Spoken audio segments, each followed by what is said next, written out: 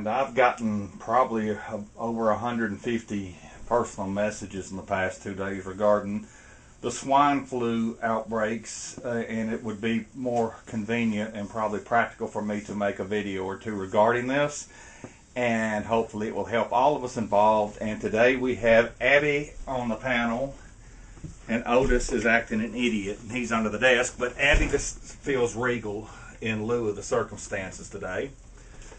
She's actually thinks she's in charge, but don't pay her any attention. What we want to discuss is, I'm not a physician and I'm not going to impersonate one, but I've been in critical incidents and major critical incidents, and some involve the potential for this to be dispersed wrongfully as a weapon of mass destruction, and I had to depend upon a support staff of real-time intel, including entities that were more versed and trained with expertise with viral agents as well. And it gets quite complicated, people just dealing with a handful of them, not global. All right, it's Sunday afternoon, almost 5 p.m. Central Standard Time. I may get complete with this in one video, maybe two, and this is by the time this gets uploaded and some of you see it, there's going to be changes and modification and updates. It's happening that fast, but so are a lot of the events that we've been discussing over the past few months. Now, I'm going to begin with this. It's impossible for me to do videos with this type of event in a couple of 10-minute tapes. It's just this. This would require a major general support staff and delegated authority and fact-finding, and you've got so much disbursement now beyond one continent to more than 2 or 3. It would require coordination of several units cooperating and on the same page. So I'm going to try to just downscale this. We'll get through it, and hopefully we'll all learn something from it. Now, to begin with, I'm not accepting the news media hyping or spinning this, and that includes private citizens hyping the viral outbreaks.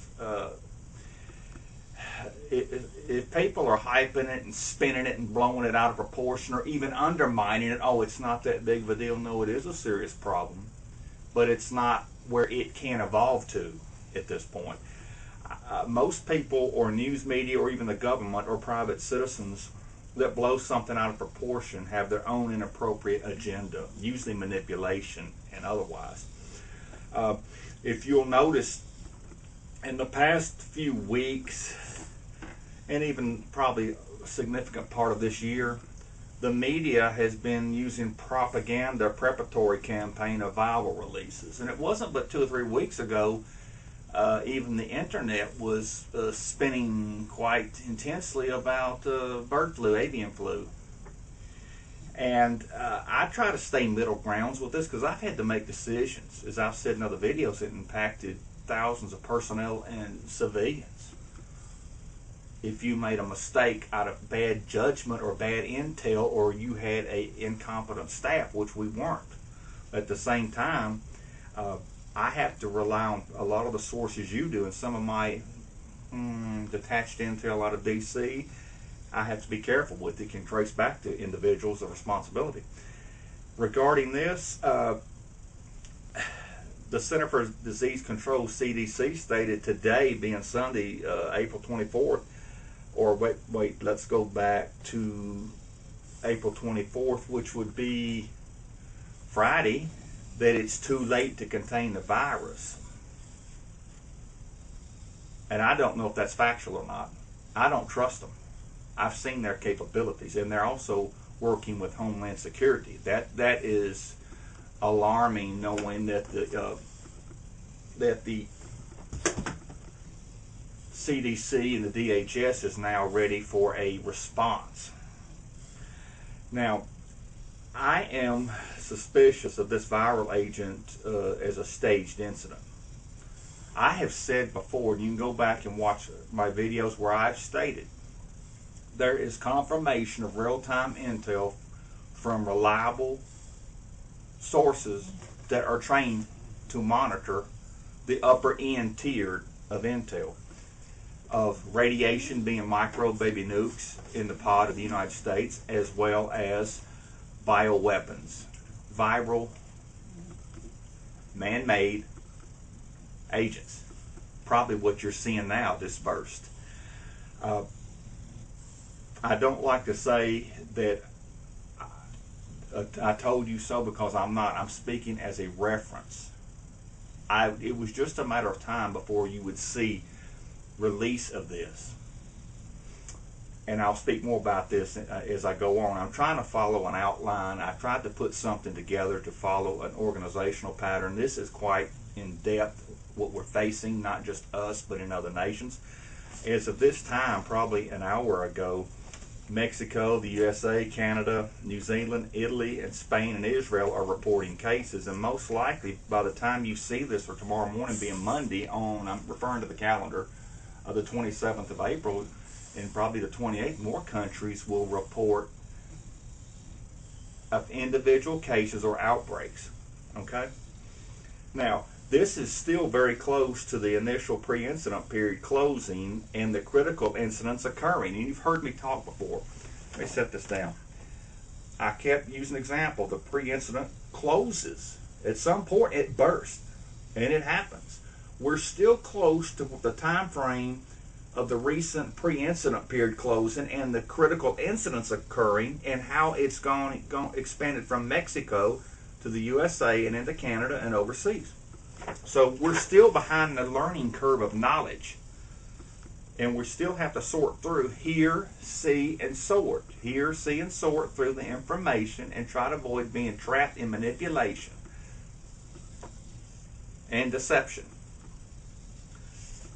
Now, let's put this page aside. Now I can keep going.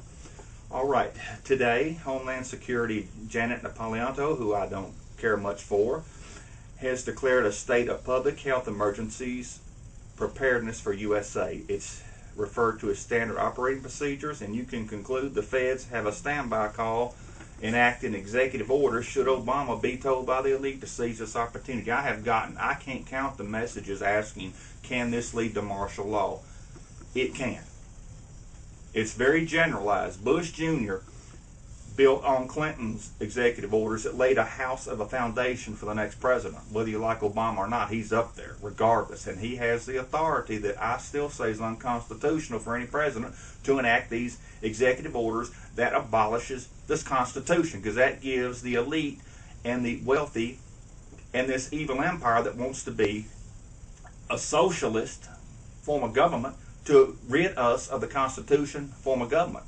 By elected representatives, you have staged incidents that gives them the crisis and chaos to invoke executive orders. So my answer to that question by several of you is yes, it can. Now,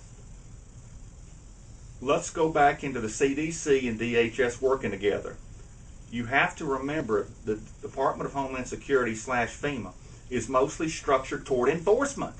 Look how they have ineptly and incompetently responded to natural disasters over the years. Just look back to Katrina, but look how well they came in on the enforcement side. Most of the money and training has gone to what I would refer to as black ops. Not speaking racial, that is a term. It's in the Department of Defense and CIA. It's a term, and you're not referring to race or pigmentation of the skin. Black ops, DOD, FEMA and DHS has a black ops. Since '84 under Reagan, when it was constructed, it was about controlling you under martial law.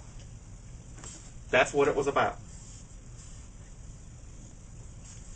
The facade has been of public assistance. They have done a pathetic and feeble account of responding to natural disasters. Even Abby thinks so. She just roared about it. I'm going to cut this first video and we're going to go into the next one.